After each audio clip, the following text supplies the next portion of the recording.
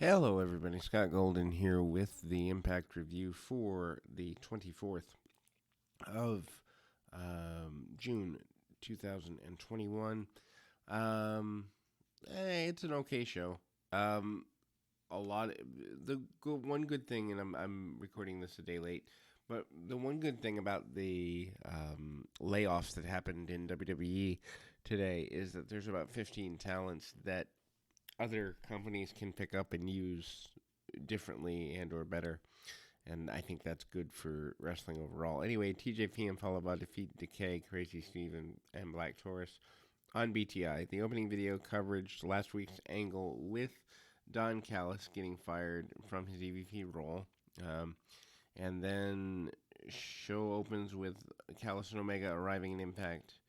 But since Callis isn't EVP, he needed to get different credentials to enter, and he finally does make it into the building. Rosemary with Havoc defeats Kira Hogan with Tasha Steelz. Rosemary starts the match with a dominant fashion, and duck and cover is Steelz' approach. Steelz aids Hogan in cutting off Rosemary, while Havoc does back up Rosemary eventually, and then Hogan takes control of the match. Rosemary makes a comeback, gets a near fall with a reverse DDT. Hogan is about to recover, but Rosemary cut her off again, and hits the as above, so below picks up the win. Rosemary and Havoc are on their way to a tag at title shot. Anyway, GML interviews Chris Bay about not getting involved in last week's X Division brawl. Bay says that he's not on either side, and he's on his own side, and that he only cared about the championship. Trey Miguel and Pete Williams confront him and try to convince him to join them against the new group, Ace, Austin, and Rahit Raju. Miller interviews Tommy Dreamer about last week's outcome after Anthem decided to fire Don Callis. D'Amore walks up to them and accepted that he had indeed allowed Callis to run around and make decisions.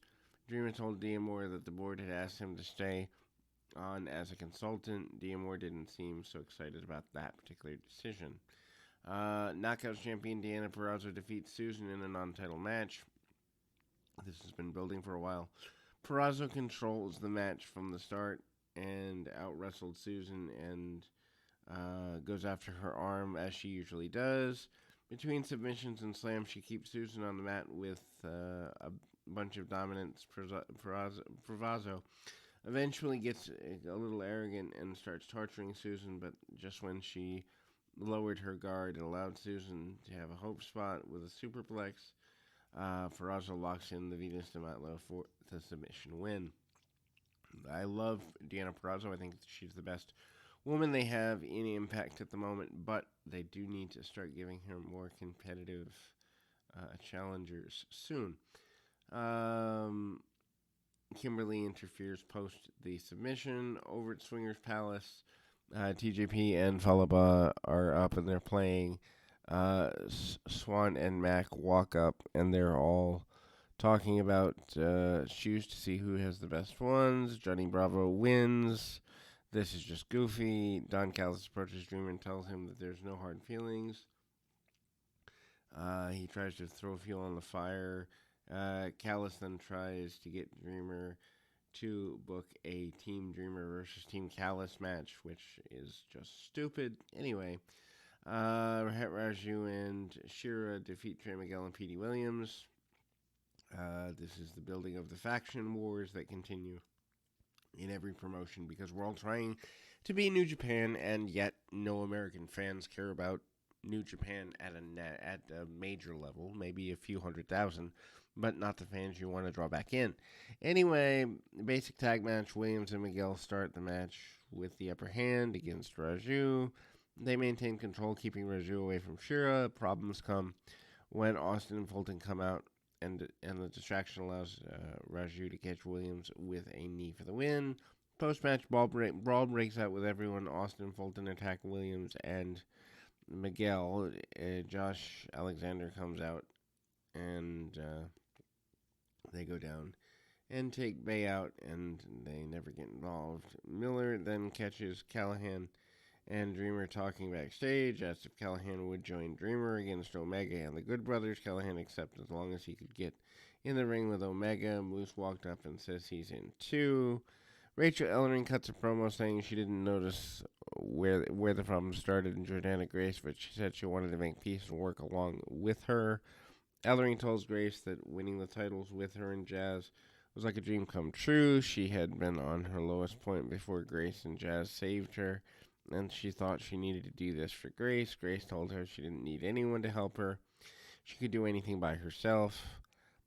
They almost come into blows, but Jazz comes in. Jazz says there's a reason she made this team. She saw potential, and being the shortest tag champs isn't more than just a small hurdle. Ellering puts some blame on herself and then said she wanted to team with Grace, but when asked, Grace said she wasn't sure she needed time and walked away. Grace is gone. Tenille Dashwood,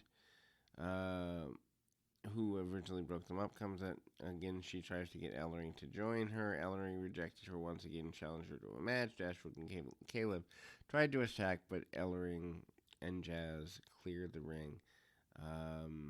I don't know. If you like this sort of thing, I guess it's fine. It feels like a flat angle.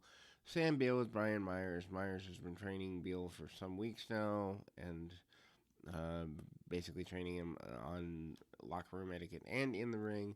Myers gets involved and gives Beal an advantage, but only in the ring.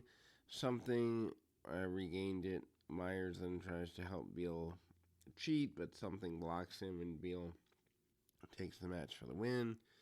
Backstage, Rich Swann and Willie Mack tell Eddie Edwards and Kojima to do well out there. Edwards told them that once they win, they can get the first title shot. Brown and Matthews announce TJP and Falaba versus Mack and Swann next week. Team Dreamer versus Team Callis and Chris Bay versus Petey Williams. Impact Tag Team Championships. Violent by Design, Diener and Doring with Eric Young and Rhino defeat Kojima and Edwards to retain the title. Kojima and Edwards start with the upper hand against Diener. Doring gets in the ring and cuts off Kojima and turns the match around for his team. After getting a good bit of heat, Edwards gets the hot tag, and Kojima tends to take down Doring, take him off his feet. Wasn't long before Doring retains control of the match, and this time around on Edwards. Kojima gets a hot tag.